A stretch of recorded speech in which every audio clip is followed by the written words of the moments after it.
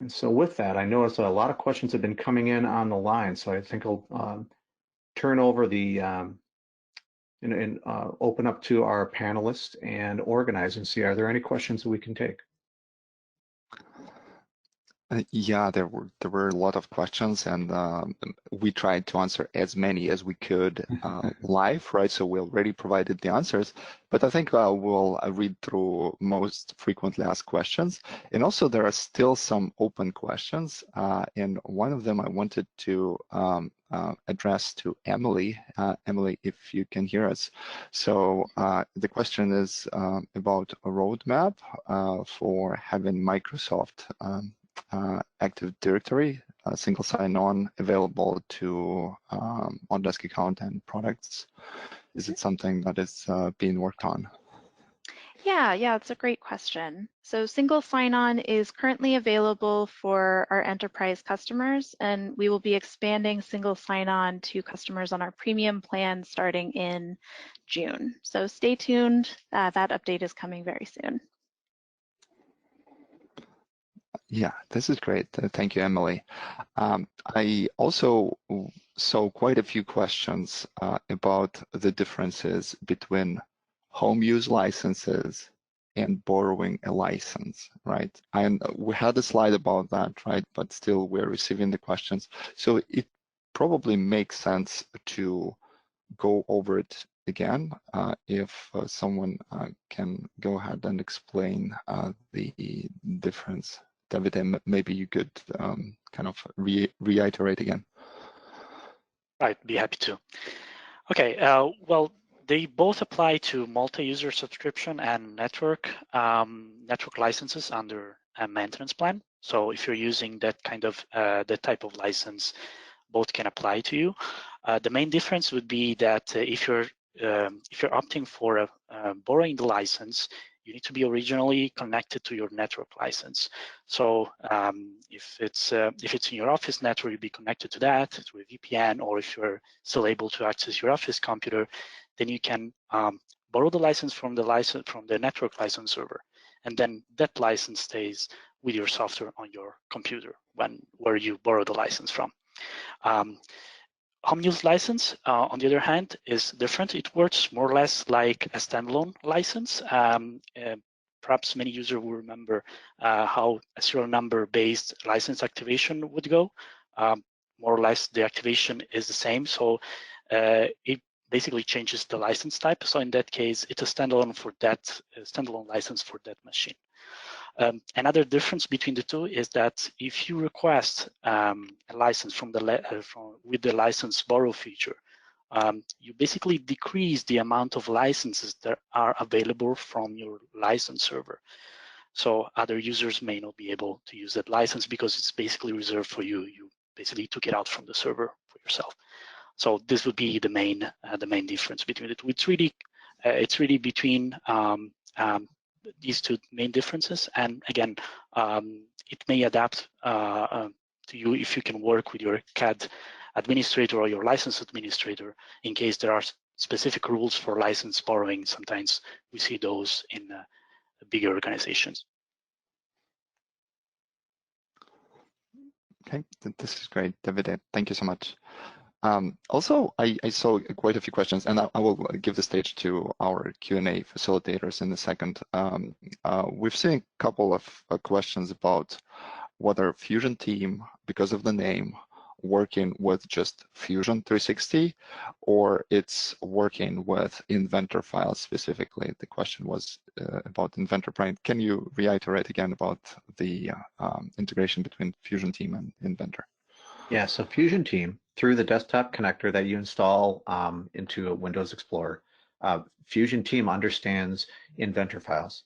And so what you do is you would move your Inventor data over there, make an Inventor project file, place it down in the folder, and Fusion Team will upload and synchronize up and down from the cloud to your desktop Inventor data. So an assembly knows about its children, or drawings know about their parts, etc.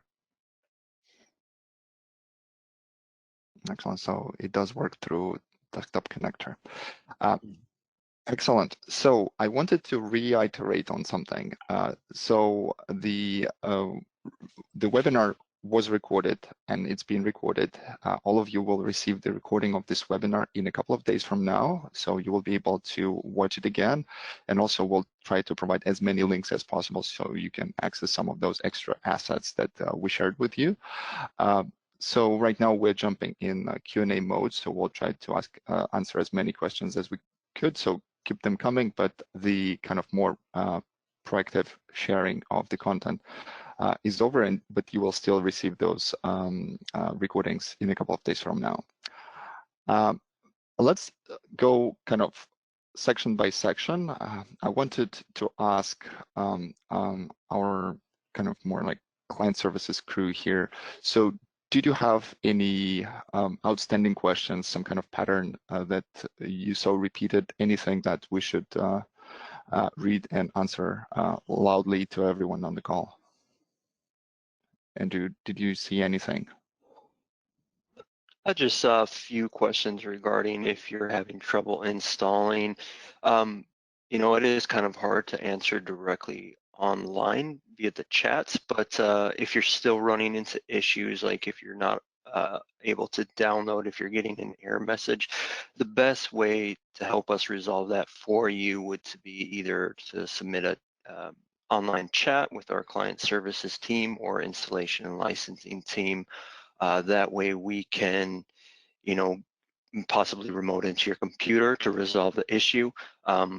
Then that would be the best way, just to have our team take a in-depth look at it to help you further. That's kind of the main thing.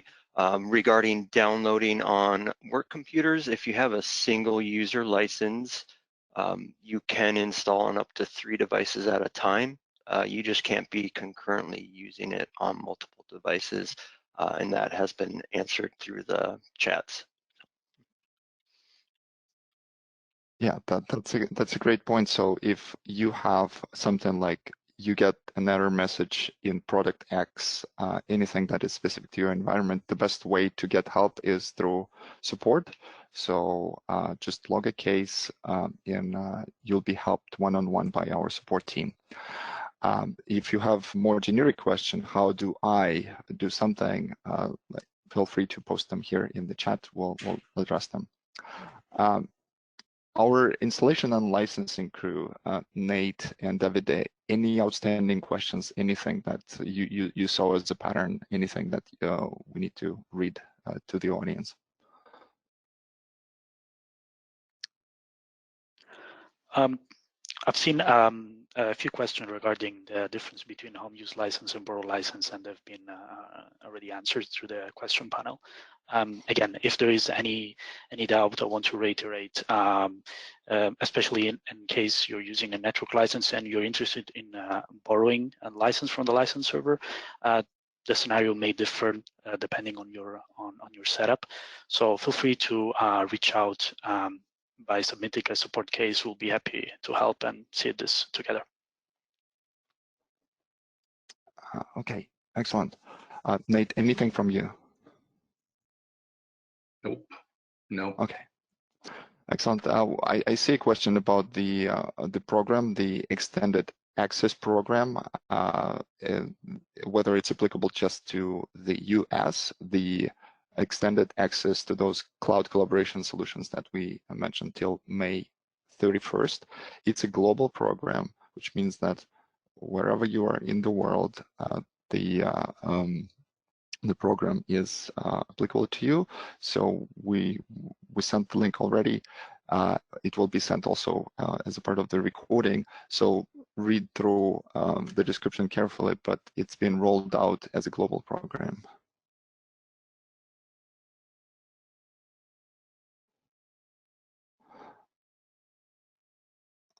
Okay, so let's jump into more like collaboration topics. Andrew, Andreas, any questions that you see like as a repeated, anything that requires, you know, you feel like we need to share broadly? Yeah, exactly.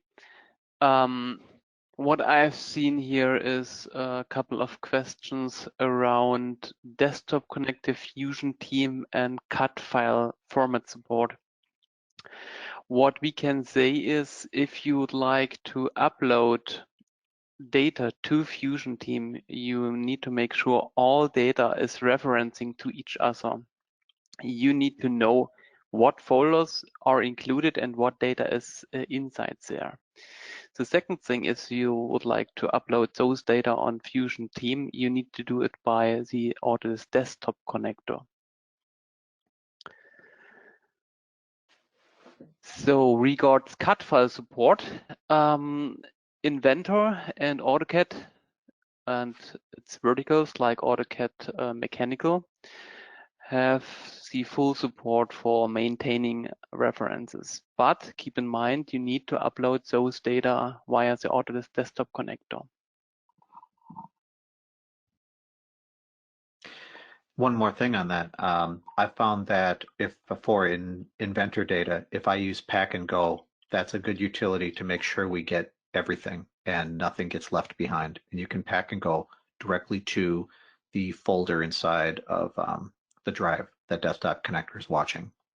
Likewise with AutoCAD, you could use eTransmit, which will gather up any references and bring them along with. Excellent.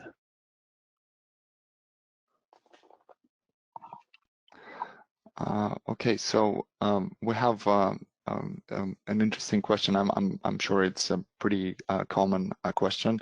Is that in my company we use cloud-based storage, such as OneDrive, Dropbox, etc.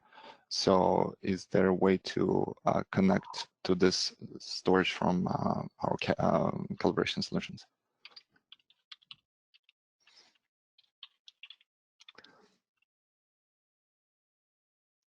Does anyone have an answer? Not out of the box. It might be available via customization, but we collaborate with only Fusion Team or BIM 360 docs if you're on the architectural side. Yeah, and you know, in many respects, it works similarly, right? Just that the type of storage that you use is different. It's from Autodesk, and it supports those CAD formats better. There is a solution available for AutoCAD users. So if you are primary AutoCAD user, then AutoCAD Web and Mobile supports OneDrive and Dropbox as a collaboration platform as well. So it's a feasible solution for companies mostly using AutoCAD.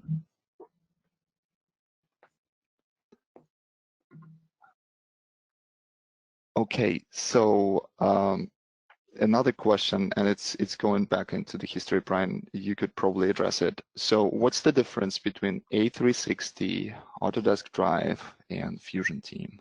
A common question. They are all built and they all come from a similar place. So A360 was the first years ago.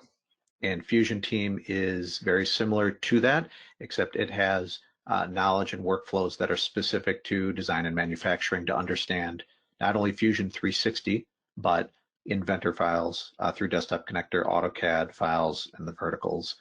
Even it has viewing formats for more than just Autodesk, by the way. So SolidWorks and CATIA and Unigraphics, and the list goes on. So they are similar. They came from the same place, but Fusion Team is a specific just to manufacturing, and it's also part of the entitlement that you may have with product design and manufacturing collection. Oh, and you said Autodesk Drive in there. Yes, that's the forgotten one. It's very similar. That's more of a personal location, a personal hub in the sky without the security model that I showed in a couple of charts in the slides where you have different levels of access. It's best if you're going to work with different team members and people outside of your organization to take advantage of the security model inside of Fusion Team. Great question. Yeah, great question. Thank you so much. Yeah. Andrew, anything from your side that you saw as a repeated pattern? Anything that requires, I think there are quite a lot of questions related to the interaction between Vault and Fusion Team on how do we get that to work? How could we implement that? What sort of file types can be stored in Vault and or Fusion Team? So we provided most of the answers online already. There are some answers that would require knowledge of the customer's infrastructure. So in that case, the suggestion is to contact your Autodesk representative, and they will be able to point you to the appropriate resource at Autodesk to answer your question. And can you provide the summary of your recommendations, Andrew, in terms of like how do I connect those two, right? What did you guys answer in most cases? Well, in most cases, to make it work, well, you obviously need a Fusion Team hub, which is set up with the appropriate permissions for the people who use Vault. Then you need the desktop connector, which will be installed on the user computer to enable a mapping of the drives which are on the cloud.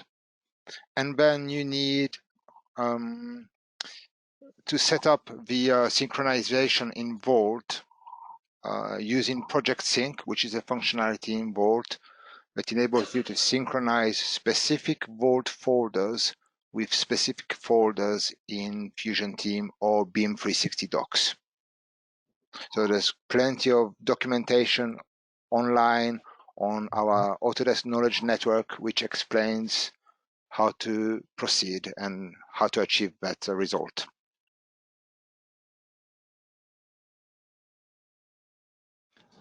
Excellent. Also question, thank you, Andrew. A question to Brian about Fusion Lifecycle to add it to the mix. So is there any integration between Fusion Lifecycle and BIM side, such as BIM 360? I was actually about to type a reply to that, but since it was brought up, I would say not out of the box. There are ways, and I've heard of resellers that have tried to do this, but there's not an out-of-the-box way to connect Fusion Lifecycle with BIM 360 at this time. Okay, excellent. Great Thank question, you, though, but not there. Great question. Okay, so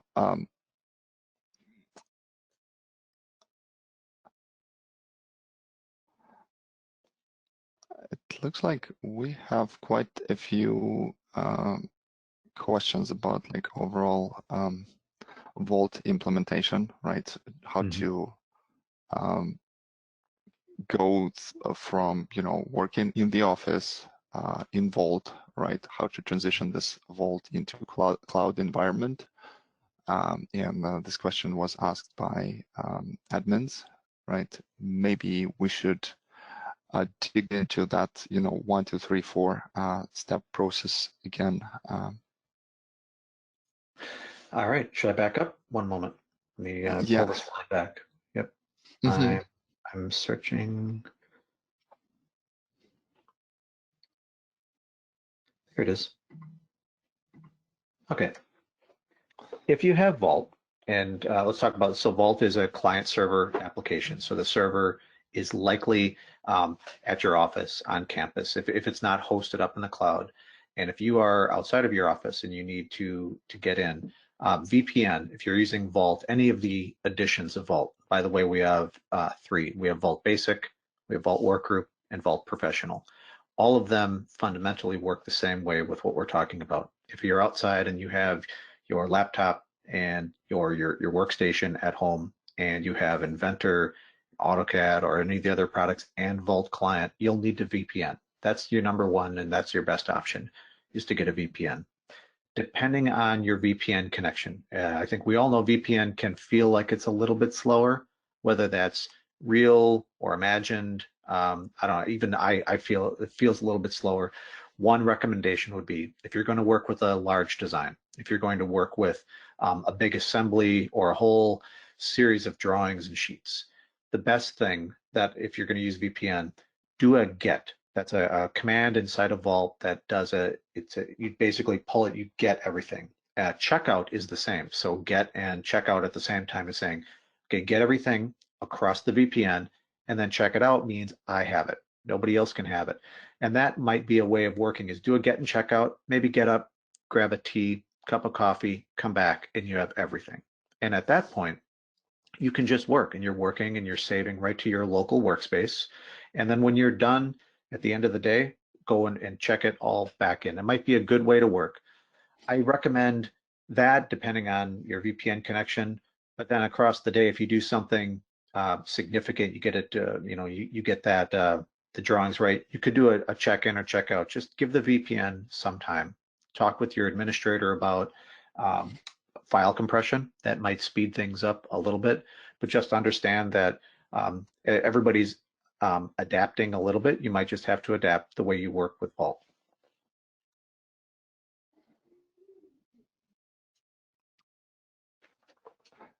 Excellent. Thank you, Brian, for iterating it again.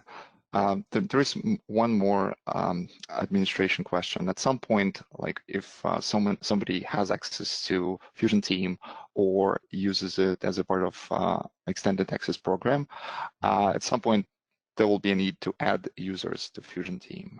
Is it possible to sync it with the Active Directory or any other way to mass upload users to Fusion Team? Not that I know of without any customization. We could take that offline, but I don't know of any way to mass load. I don't think it is Active Directory aware currently, and I don't know of a way to upload a CSV or an Excel list of users. It might just be a manual process right now.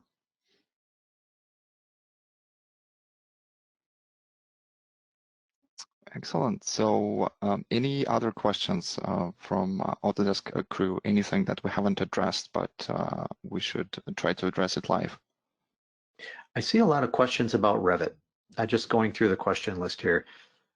With Revit, so Fusion Team is primarily a design and manufacturing, although with the crossover, and we have customers that use both Inventor and Revit, the solution there, we may have Revit support. I'd have to take a look at the latest on that. I can't answer that off the top of my head, but if you are using Revit primarily, one of the other tools would be BIM 360 Docs. BIM 360 Docs is also part of the Extended Access program. It is similar in ways to Fusion Team. BIM 360 Docs, again, primarily is for architecture, engineering, construction market. And by the way, if you have Vault Professional, we can synchronize with BIM 360 Docs, much like we do with Fusion Team. But if you are needing to collaborate on Revit files, take a look at that as part of the Extended Access program. You might have better fidelity for the files. Excellent. Thank you, Ryan. Yeah. Yeah, and BIM 360 is also available as a part of Extended Access program.